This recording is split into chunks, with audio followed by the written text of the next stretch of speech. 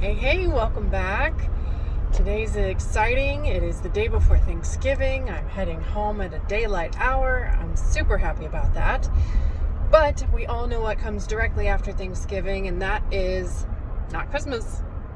It is Black Friday. And I was thinking about Black Friday because I don't really do the whole Black Friday thing where people go and, fight for the savings, but there are lots of people that do, and there are lots of people that go into debt to buy things for Christmas. And that got me to thinking that lots of people out there use debt, but they don't really understand fully what debt is, why it's important. And chances are, if you're watching this, you probably have a lot more debt than you'd like, and you'd like to pay some off. And sometimes you need a little help getting a plan in place to start that. So that's what I'm here for today. That's what we're talking about. And we're just going to get into it when I give you a nice big update on our refinance. The closing is scheduled for Saturday next week. And I am super excited. So I'm just kind of waiting on that. And we are going to be able to pay off over $23,000 of our own debt with this refinance. And I talk a little bit more about how I did that in a previous video. Go check that out if you like. But that's not what you're here for today, so let's get started. Debt. What is debt? Well, debt is essentially borrowing money from someone else, and with the intent to pay it back to buy something in full now. So if you don't have the money for a specific item, you can go into debt, and this debt company will say, I will lend you this money so you can get what it is you want now, but you have to pay me back, and you have to pay me back a little bit more in interest. What is interest? Well, interest is a percentage of your borrowed price, so the money that you borrowed, a percentage multiplied by that amount that you borrowed over a period of time that it takes to pay you back, for you to pay them back. So what are some common forms of debt? We all know about the credit cards. We know student loans. We probably all have some. I know I do. There's mortgages, and everybody has at some point in their life, I bet. Well, most people at least. And there are other forms like personal or business loans. And I'm sure there's some more out there, but those are the ones I can think of off of the top of my head. Why, though, is debt important? Well, as I said, we all at some point have exposure to debt in one form or another at some point in our lives. If you're growing up, you might get a credit card to build your credit, and that's a form of debt. And you might buy the latest iPhone with it, and you go into debt to buy your iPhone. Oh, financing, that's another form of debt I hadn't thought of yet. But there it is. That's a form of debt too. If you don't pay for the item that you have in full, then you have gone into debt to buy it. What was I talking about? Oh yes, we will all have exposure to debt at some point in our lives. Some of us more than others. I'm speaking to myself here because I've got, like $63,000 in student loans right now. But yeah, it's important to know what you're doing, because if you don't, you can end up in a lot of debt without a lot of income to pay it back, and it could take you years and years to get out from under that. And it is just kind of like a pressing weight on you when you have a lot of debt, and you know that it would take you years with your current income and expenses to pay back what you owe at this moment. And especially when you feel like the value you get out of the thing that you went into debt for isn't there. I'll explain a little bit more about that later. But yeah, that's why it's important. It's important to know the game so you can play and or win the game, instead of being privy to someone who is earning money at your expense. And by that I mean the credit card company earns your money back plus the interest you pay. And what do you get? You get the item that you would wanted, but now when you pay it off, it's no longer new and fun. So if you went into debt to buy an iPhone, and it takes you 18 months to pay off the iPhone, well, guess what? Pretty sure Apple has a new iPhone out by then that you're going to need. So that's debt. That's what it is, why it's important. It's also important to know that going into debt is a risk. And I'm not here to, and I know this sounds like I'm thinking debt is a bad thing. I really don't. I used to be anti-debt completely and follow Dave Ramsey's plan and just be very risk averse. But I'm not anymore, and I'm gravitating more to the side of pro-debt, actually. And I'm not here to tell you whether it's good or bad. I think that I've really come to realize that depends on your personal situation, and everybody's situations are different. So I'm not here to say debt is good or bad. I'm just here to let you know that it is a tool in your financial belt that you can use. But just like a hammer, you can swing a hammer to build things, or you can swing a hammer to destroy things. And debt works in much the same way. You can use that to build up your wealth, or you can use it to destroy any chance you have of building wealth. And I want to educate you today on how to use that to build wealth. But before, we need to talk about how to pay off debt. So, if you are watching this video, you probably have more debt than you wanted, and you are looking for specific ways to pay it off. Well, first I'm going to talk about the method. There's a simple 3-step method that you can go through to create a plan to pay off debt, and then I'm going to show you a couple of examples, tell you about a couple of examples that I have used personally to pay down debt. And then if I think of any others, I will let you know of others that I have not personally used to pay down debt. All right, so let's get started. What is this 3-step plan or 3-step method to create a plan to pay off debt? Well, first, and it's going to sound really cheesy, but you have to know why you're doing this. In my case, if I was to choose to pay down debt, I have a lot of debt. So I need some motivation, and I'm not a patient person. So the fact that it would take me years to pay off debt would mean that I need some sort of big reason to stay on track, because I get distracted easily. I mean, the next big thing comes around and I am into it. I am ready to change my plans entirely and, just give up everything that I had already worked for. So you need a reason that you're doing this. And it can be any reason. If you don't know how to find a reason, if it just sounds good to pay off debt, that's what you want to do because you heard it on the radio or saw it on YouTube or something, then you can ask yourself, what would benefit my life most right now? If that is paying off debt, great. Then ask yourself why. Why would paying off debt benefit my life most right now? Or then what? Ask yourself, then what? So you pay off all your debt, then what? What do you do after that? And that's how you get to your reasoning. So in my personal example, if I was to commit to paying down debt right now, which we sort of are, but not 100% all in on that because we have some other things going on financially. But if I was to commit to paying down debt, I would say, why do I want to pay down debt? Well, what's important to me right now is having more time and earning money without trading my time for that money. So I want to pay down debt so that I can put it into investments that create money that I earn without trading my time for that money earned. That's my why. That's why I want to do this. And you have to think of a good one, or else it's all going to crumble and you're not going to stick to it. Step 2, analyze your current debt. And you can analyze this in a couple of different ways. Here's how I like to do it. I like to think of my debts in a couple of different categories. You got to analyze your wants and your situations and your needs and your situation. And this is going to be different for everybody. So I can give you a couple of our examples just to get you started. So needs, some people will tell you that there is no reason other than your house that you need to get into debt.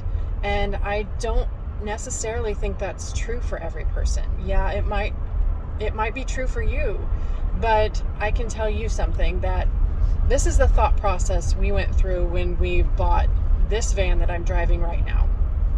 Now, we need a family vehicle. We wanted this van. I can understand that distinction. But it's more complicated than that. And I think some situations are more complicated than an either or. So we could have gotten a vehicle with fewer seats, more mileage, or, whatever. We could have gotten an older vehicle, but the ones that we looked at, they were kind of crap for what they were asking value-wise for them. And if we were going to spend that much money on something, we wanted to get something that was going to last us a very long time, because the plan is to keep this vehicle for a very long time and just kind of run the wheels off of it. Our family of 5 is done growing, and we have enough space for everybody and our dogs and all of that in this van. And that was a lot of factors that played into the van that we got. So yes, we paid a little bit more. We incurred some debt because of that. We lost some cash flow because of that. And we got the van that we wanted to provide the transportation that we needed. In this case, the value that it provided, the fact that it was newer, that it was going to last longer, we wouldn't have to pay on repairs right up front, that value to us was worth the debt. That debt then, in my mind, becomes a need. So I need to pay my car payment every month. I'm not selling my car. It's not worth the hassle to me to sell my car for something that's less reliable. So that is a need to me. Our mortgage is a need. Now, you can look at it this way. A lot of people will say you need a place to live. You want to own a home. That's true. I'm not here to say that it's not true. That is true. But in our situation, when we bought our home in October 2018, we were pregnant with our second child. At the time, we were living in a 2-bedroom apartment. Yes, we could have stayed there for a while with 2 kids. But then, which we didn't even plan on this, we ended up getting pregnant with our third child. We could not have stayed in our apartment. We would have ended up scrambling. And at the time, housing prices began to soar. So we would have ended up scrambling, buying the same house for the same kind or quality of house for a larger price. And that's what we would have gotten in our first home, in a kind of panic. And I didn't want that. And I'm glad it didn't happen that way.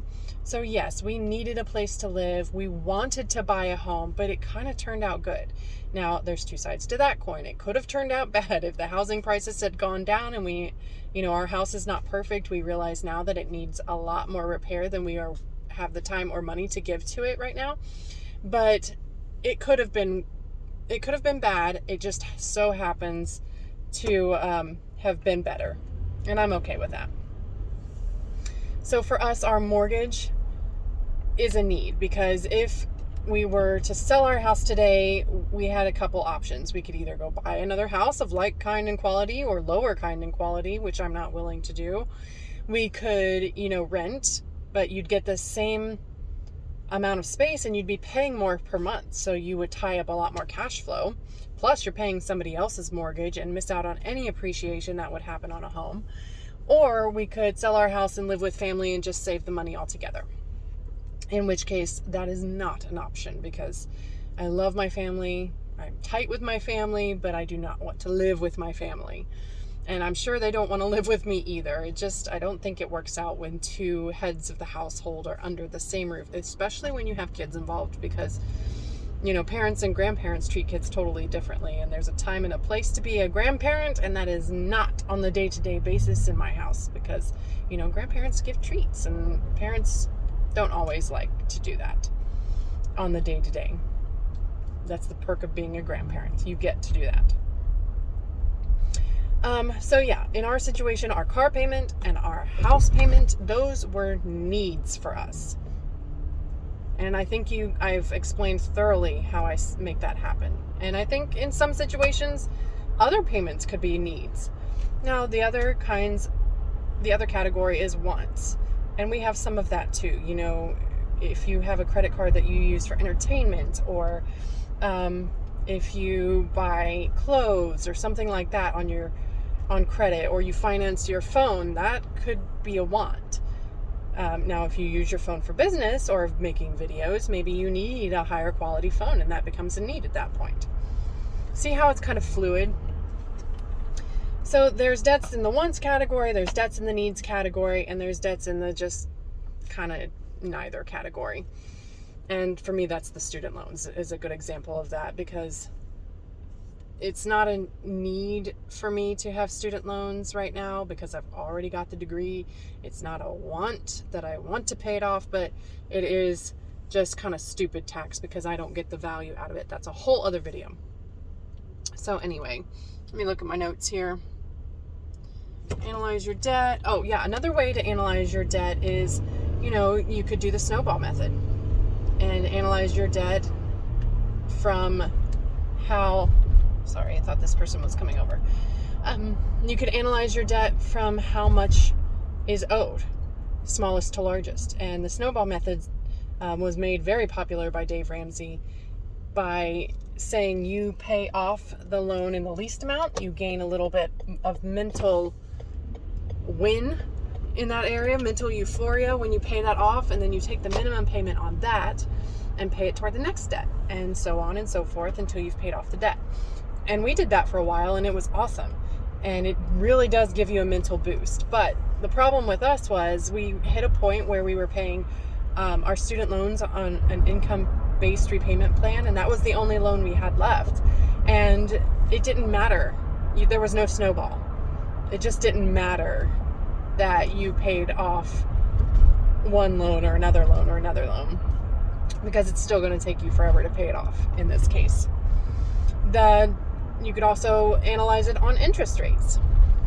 So every loan has an interest rate, every debt has an interest rate pretty much, and the higher the interest rate, the more you're paying per year to keep that debt.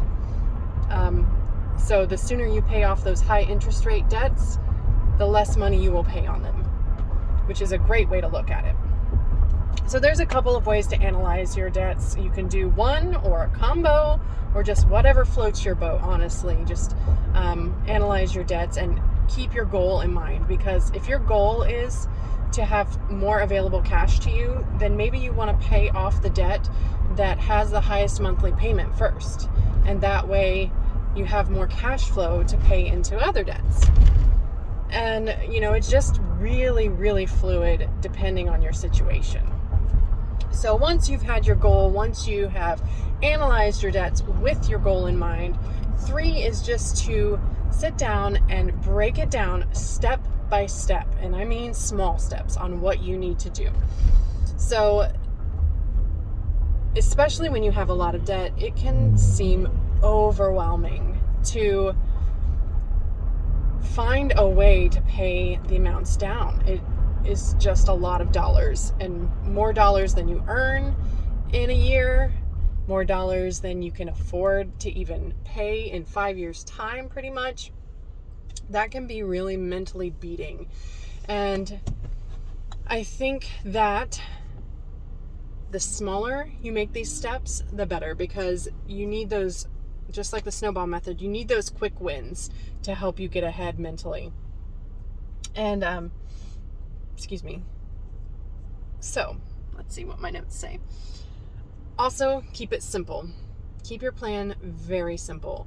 Keep your goal in mind and keep your plan simple. So, like I gave the example of, your goal might be to free up some cash flow.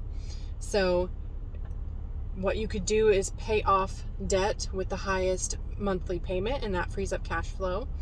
And then there could be other steps that have nothing to do with debt that help free up cash flow. For us, it was refinance our house. And yes, that helped pay off debt, but it also helped free up cash flow in order for us to reach another goal. So yeah, that's the 3-step plan. And here are some of the ways that we have and are paying off our debt right now. So I have done the snowball method, like I mentioned, where we started from the smallest to the largest. And when we were at our rock bottom financially, we had some credit card debt, like $5,000 in credit card debt. We had some personal loans to family members that we paid off. In that time, we have acquired some vehicles and things that we have kind of shuffled around, and we have paid off. We've paid off 1 or 2 small student loans, and all of that we've done by the snowball method and by just putting cash flow toward those payments. Up to this point, that's the only thing we've done. Now, this point, I mentioned our refinance, and I'm going to explain to you again how I used our refinance to pay off our car loan, which was over $23,000. And it hasn't happened yet. It happens Saturday after this Saturday. So a week and a half. But I'm really excited to get this done. So we wanted to refinance our house in order to free up some cash flow so that we can invest it into the business that Chris is starting. And it's a food truck business, and you need some money up front to get the truck going, and that's all well and good. We just need to see how fast we can save cash. And the more cash flow we have, the more we have on a monthly basis to put toward that business. Now, you know my goal. I decided to see, because interest rates are much lower than when we bought our house, if we could refinance. That also gets rid of our private mortgage insurance instantly. So it seemed like a good bet all around, but I ran into some trouble. So actually our current lender wanted us to roll our van loan into our mortgage, but pay just about the same interest rate. I think it was 0.5% lower. And I was like, nah, baby, nah, I'm moving on. So I just didn't do it at that time. About a month later, because we had some stuff happen, and about a month later, I think, why not get back into that? And I did get back into it, and I contacted some other lenders, and I ended up going with a lender, which was a local credit union, and they offered us like the industry low interest rate, worked with my numbers beautifully because my debt to income ratio is so high with student loan payments, and was able to get me that refinance, which not only pays off our van loan, but frees up about $130, no, $160, $170. I'm mathing in my head, you can tell. $170 from our mortgage payment. So all in all, it frees up $640 in cash flow each and every month for us. That's a pretty good win in my book if my goal is to increase cash flow. So not only did I pay off that loan, and yes, I know that the debt is just being tacked on to the end of our mortgage. So yes, I do still owe the same amount, but the interest rate is lower, and the cash flow that we get was worth the shuffle at this time. So, I mean, you can weigh that for your own situation. Is your goal is what's going to be accomplished by this action going to meet your goal? Is it valuable to meet your goal? Is it bringing you a step closer to meet that goal? And for us, the answer was yes. So that's what I did. I'm trying to think of any other ways that you can pay off debt. Oh, yeah, you can sell any stocks. Some companies sell stocks or give stocks to their employees. Mine does. And you can sell those stocks. I would recommend looking up tax implications if you plan on selling stock. That kind of is different depending on your income bracket and a couple of other factors, including how long you've owned the stock. Let's see. I would not recommend taking money out of your 401k. And again, I'm not a financial advisor of any kind. I'm just some random person on YouTube. But I have some experience in these, especially in debt, and I feel like my opinion and how I'm doing it is valuable, could be valuable to somebody else. Other ways to pay off debt. Oh yeah, you can sell stuff. If you own anything of value that you don't mind parting with, if you have some old baby gear, you can sell that. It's just dependent on how much is the time it's going to take to sell you worth. A lot of times for me, the time is not worth the effort, but you do you, boo. If that time is worth your effort, then go ahead. yeah, so that's just a few ways off the top of my head that I can think to do this. And I'm sure there are more. I'm sure there's other schools of thought on this, but I hope you got something out of this. I hope you have a nice Thanksgiving tomorrow, and I hope that if you are using debt on Black Friday, it is not on debt that is going to inhibit you from your goals, but it's in debt that's going to build you up towards your goals. So that was a lot of talking, but I hope you enjoyed it, and I will see you after the holiday. I will not be posting anything while I'm not working, which is Thursday, Friday, Saturday, Sunday, and I will be back on Monday. Have a great Thanksgiving, guys. Bye.